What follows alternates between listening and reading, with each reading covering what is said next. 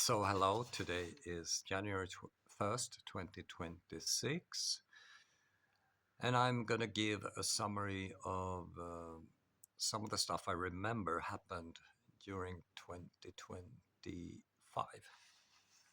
But because, as you remember, I'm a psychological scientist and I deal with the executive functions and perspective thinking, as well as nutrition psychology.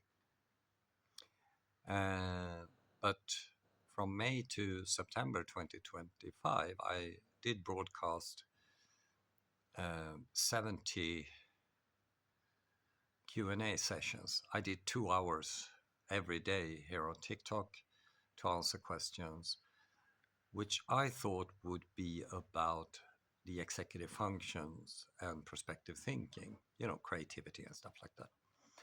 But I would say 99% of the questions dealt with mental health issues.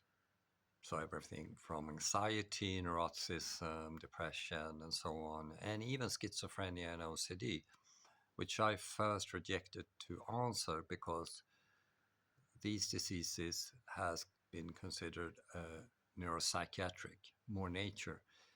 But then during summer, two papers came out which I published on my science blog and addressed here during the Q&As, which showed that you can put OCD and schizophrenia into remission by applying a carnivore and ketogenic diet under monitoring of a therapist. So it's not your average ketogenic diet, but very strict ketogenic diet and carnivore diet. That's good news. I also added my Big Five for health, which is, what was it? The first one is eat and cook together. Everyday sunshine, being barefoot, be in nature. Elevate the corners of your mouth, dancing. Wasn't that 4? There's another one I can't remember, but I have pinned it on my TikTok account so you can see it. Now here's the deal. While I was doing that, the reports which I have from Finnish government people and organizations, which I have been gathered since 2019, kept coming, and I have collected them and put them in an article on my science blog. I have posted this before, I think, but I will put the link in again because on November 25th, 2025, it's just a little bit more than a month, all these negative reports was crowned by a Finnish politician called Henrik Wikström, who wrote on Facebook, "Today the EU Commission announced that it is proposing that Finland be placed under the EU's executive deficit procedure. The reason is that Finland's public debt will exceed the equivalent of 90% of GDP next year. What worries me the most, of course, is that we have had no growth for almost 20 years. And this comes, 11 months after I spoke to a guy at Sitra, this is a Finnish half-government organization. And that guy said, entrepreneurship and innovative thinking, which is my expertise, is at rock bottom. And he asked, why is Sweden doing so much better?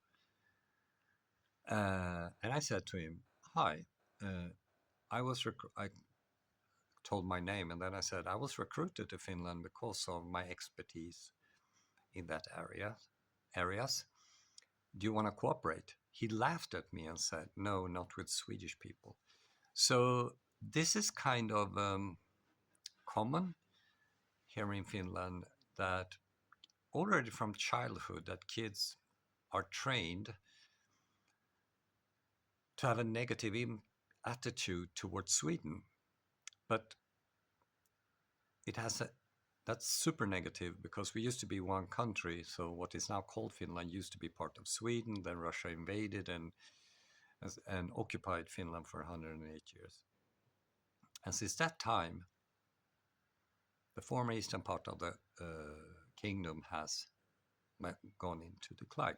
But on top of that, just 1 month later, you know, when you're in my shoes, you don't believe your ears or eyes.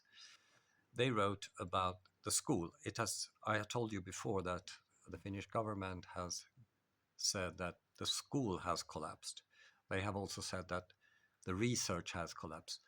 So this is within an OECD ranking.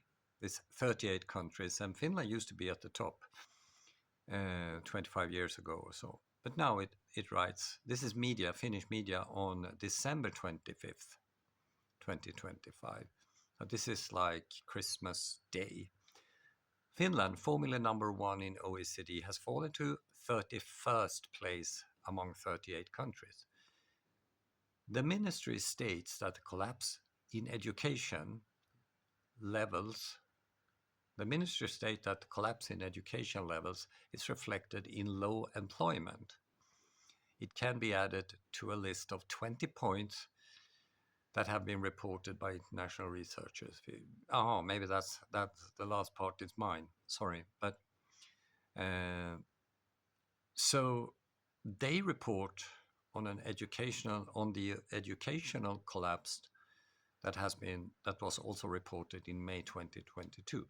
Now, all of this added together is of course super bad. So, as you know, I told you, and probably for the same reason, I have no research money, but because I do things that is very attractive to private organizations, I continue to flirt with the private sector to promote my master classes about leadership organization, executive functioning, like entrepreneurial thinking, creativity, but also work climate and organizational learning. I have loads of material that will improve your organization. So feel free to connect with me and see what we can do together to improve stuff. See you next time.